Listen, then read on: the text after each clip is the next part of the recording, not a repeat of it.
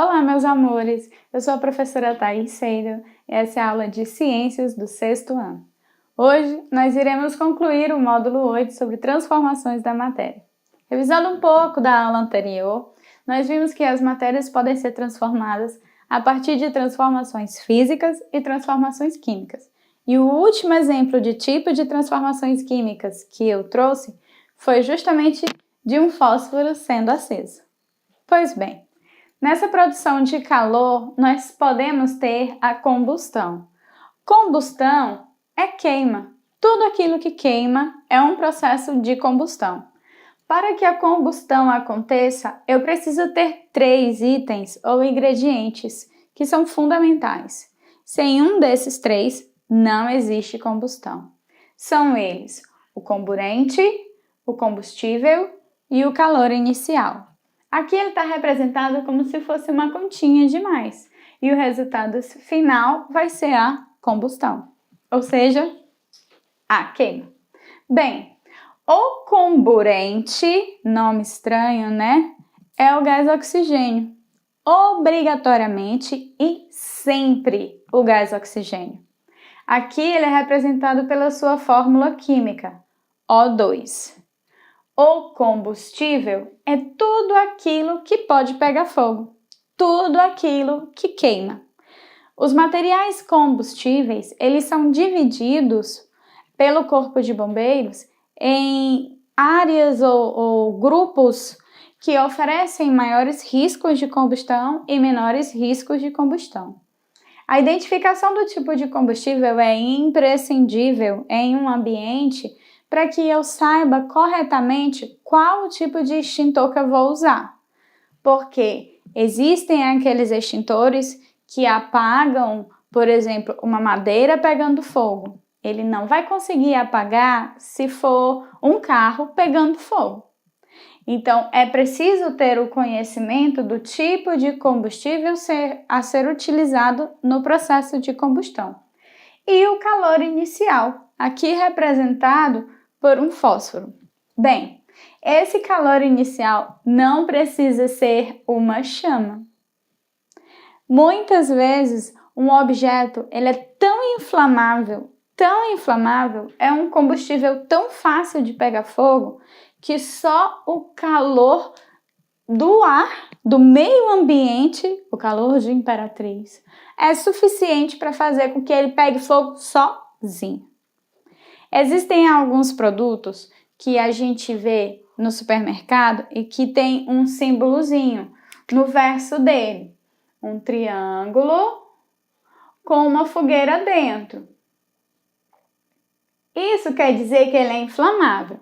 Esse tipo de produto não pode ser deixado dentro do carro. Por quê? Aqui na nossa cidade, no verão, a gente chega fácil dentro do carro a 45 graus, 50 graus. Um meio-diazinho no meio do sol.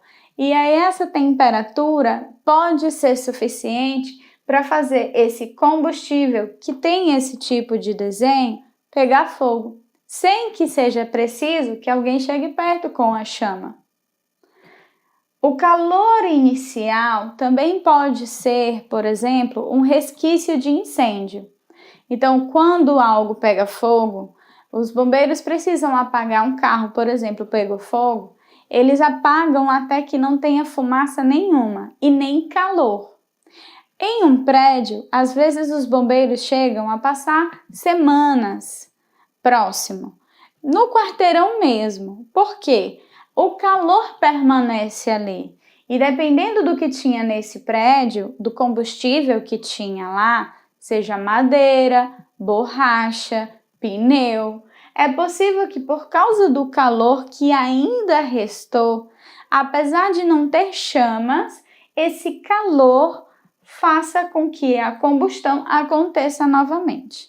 Você já pode ter visto também em alguns filmes que quando pega fogo, eles jogam um extintor com um pozinho branco. Esse pozinho branco, ele tem o objetivo de tirar este item da combustão, o comburente. ou seja, o gás oxigênio. Ele cria uma camada em cima do combustível, impedindo que o oxigênio chegue até o combustível. E se eu tirar o oxigênio, não tem combustão. Na verdade, se eu tirar qualquer um desses 3 itens, não tem mais combustão, ok? Bem, quando a gente fala de uma transformação química, a gente também pode chamar essa transformação de reação química. E eu posso representar esta reação química através de uma sequência de fórmulas. Essa representação, que são as equações químicas, elas são organizadas ou estruturadas da seguinte forma. Eu vou ter a identificação do reagente, eu tenho a presença de uma seta e a identificação do produto. A seta é o divisor de águas. Por quê? Eu tenho a seta, de um lado eu tenho um reagente, do outro eu tenho o produto. Sempre desse jeito. A seta vai indicar a diferença entre o reagente e o produto. O reagente, ele vai aparecer sempre antes na reação. Ele vem obrigatoriamente antes da seta. Ele vai me dizer quais são os ingredientes, o que eu preciso ter para que aconteça a reação química. Depois da seta é o produto. É o resultado dessa reação. A seta vai me dizer que essa reação está acontecendo ou aconteceu. Aqui eu tenho uma representação de um exemplo de reação em casa. Se eu pego leite e misturo com cacau, eu vou ter um achocolatado. Bem, o leite e o cacau são os ingredientes dessa reação e o achocolatado é o produto. Então, se está antes da seta, é o reagente. E se está depois, é o produto. Quando a gente fala de laboratório, de práticas, a gente não vai representar desse jeito. A gente vai representar por fórmulas químicas. Aqui eu tenho uma fórmula química da água, H2O, O2 é o gás oxigênio, H2 é o gás hidrogênio. E esta reação química é a reação química que forma a água. Antes da seta, olha aqui a seta.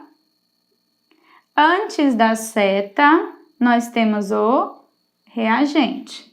Depois da seta, nós temos o produto. Meu reagente aqui é o gás hidrogênio, o gás oxigênio e a água. No reagente, gás hidrogênio, gás oxigênio. No produto, água. Esta segunda fórmula, esta segunda equação química, ela vai me explicar a formação do sal da cozinha. A fórmula dele é essa, NaCl, sal de cozinha. Bem, seta indicando que ocorreu uma reação. HCl é um tipo de ácido, é o ácido clorídrico. Aqui, HCl e NaOH são os reagentes. Eles estão antes da seta. NaCl e H2O são os produtos, porque estão depois da seta. Quando a gente tem uma reação química ou uma equação química, é importante a gente identificar, neste momento, quem é o reagente e quem é o produto. Aí bate aquele desespero. Oh, meu Deus, olha aquelas fórmulas. Ô Jesus, eu não sei o que significa nada disso, professora. E a senhora vai botar um negócio desse cheio de letras, cheio de número. Como que eu vou saber? Deixa eu te dizer. Não precisamos, nesse momento, montar uma equação química utilizando as fórmulas. Quando a gente encontra uma atividade ou um exercício, ele vai te dar uma equação química e vai pedir que você identifique quem é o reagente, quem é o produto. O mais importante para isso é identificar a seta e lembrar, o reagente vem antes e o produto vem depois. Outra coisa, nas atividades eu posso perguntar qual das substâncias abaixo se encontra no produto e eu posso utilizar as fórmulas. Então, vou colocar essas duas equações, né? Vamos dizer assim, equação 1, equação 2. Observe as equações químicas e marque a alternativa que tem um produto. Aí eu boto letra A, H2O. Letra A, H2. Letra B, O2. Letra C, H2O. Letra D, HCl. Letra E, NaOH. Se eu quero o produto, a resposta certa vai ser H2O, letra C, ok? Neste momento, vocês não precisam conseguir montar uma equação química se eu colocar essas fórmulas jogadas. Aqui você vai aprender a identificar o reagente e o produto em uma equação química, ok? O que a gente pode fazer é contar uma história do que aconteceu em casa e eu pedir que você faça a equação, mas assim, ó, parecida com esse. Por exemplo, o baião de 2, que é um prato feito do arroz cozido com feijão junto, né? O baião de 2 é o produto. Qual vai ser o reagente? Arroz mais feijão. Como você pode montar o seu almoço? Uma salada. Se eu te disser que a salada é o produto, qual vai ser o reagente? Alface mais tomate, mais cebola, mais pimentão e assim todos os itens que você vai colocar na salada. Entendido? Então, a equação química, ela é uma representação das transformações químicas. Ela vai me indicar quem estava antes da reação química e quem estava depois. Lembrando do exemplo da aula anterior, se eu colocar, por exemplo, a vitamina C, eu colocaria, vou colocar numa cor roxa para não misturar. No caso da vitamina C, seria o copo com água mais a vitamina efervescente que gerou a vitamina C diluída, liberando os gases. Essa é uma forma de você representar uma equação química que a gente vivencia em casa. Mas em laboratório, a gente vai usar assim, ó, com fórmula, e o que eu quero que você saiba identificar é onde é o reagente e onde é o produto. Ok, meus amores? Com essa aula, a gente finaliza o módulo 8 de transformações da matéria. Lá uma olhadinha na agenda a atividade vai estar lá pra gente fazer, tá bom? Beijo, meus amores!